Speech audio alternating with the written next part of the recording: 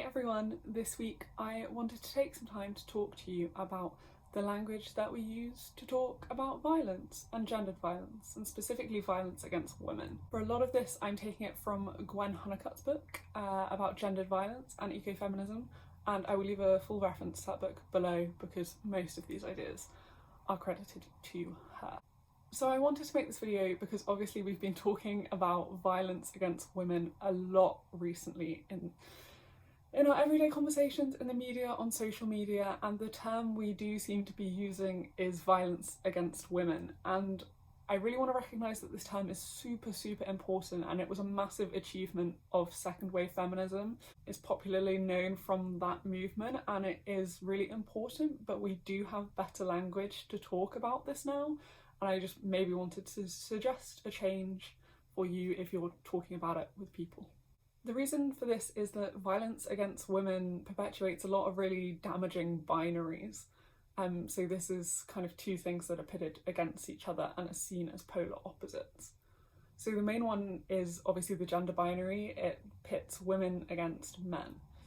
And kind of one of the main reasons that this might be quite problematic is that it obviously suggests that there is only two genders, which is not kind of the vibe that we want to give off nowadays. There are obviously not just two genders, there are many more, and there are people who identify as non-binary, and also these marginalised genders tend to face really specific gendered oppression that we don't want to discount when we have these conversations. The next is the idea of agency and vulnerability.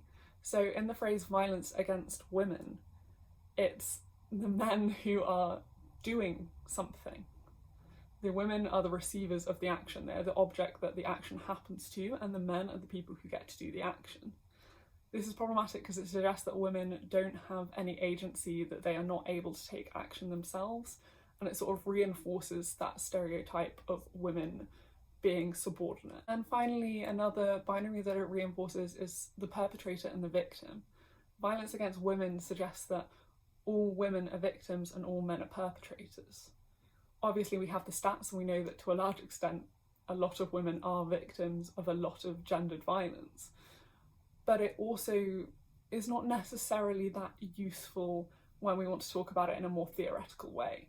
Don't get me wrong, not all men is shite and should not be followed in any way. Those people do not have a point. If we're thinking about it on a more critical level ourselves, we just maybe want to pay attention to the fact that there might be a bit more nuance in this than that term suggests. It might be hiding some facts about the violence that we can't see because we're labelling it that way. Now, the reason violence against women is such a useful term was because at the time violence against women wasn't visible. We weren't talking about this violence or seeing it. This term made it possible to talk about the violence that women experience at the hands of men. But nowadays it's slightly different. Nowadays, although a lot of this violence isn't talked about, some of it is almost hyper visible. It's so visible in our culture. We often fixate on topics like sex trafficking or, like, for example, sex workers.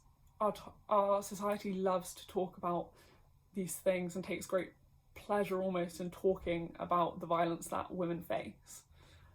And that means that in talking about the violence, we're not actually doing anything to change it. If we talk about violence against women, then we're acknowledging that it happens, but it doesn't point out any need for us to shift that and think about what is causing the violence against these women. Why is this happening and how can we stop it from happening? It plays into that idea of the binary of women not having any agency. The term violence against women sort of implies that women need to be saved, but it doesn't actually talk about how we go about doing that saving. The conversation kind of comes to an end. So the term I want to suggest instead is one that feminists kind of use now and is the term that would be used in literature to talk about this, which is the idea of gendered violence.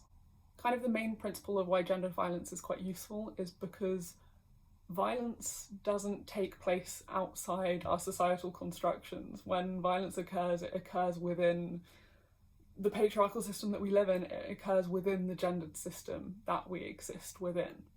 Therefore, what violence we see and how it is carried out is likely to be influenced by gender.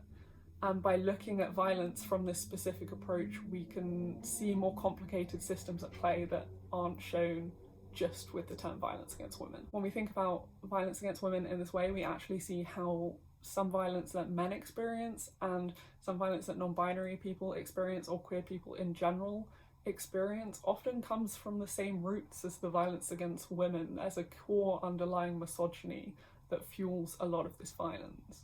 And when we can point to that misogyny and see how it influences all of the violence in society, it enables us to come up with solutions for that, or think about how we go about dealing with that, because we have a cause of the problem, not just the problem itself.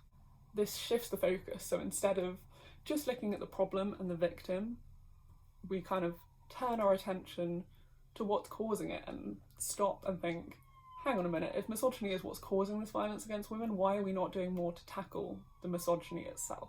We're never going to be able to stop violence against women if we don't understand the gender system, because the reason that we have violence against women is because of the gender system and because of what we have constructed genders to mean in our society. So by turning to look at the misogyny and being like, how do we deconstruct this?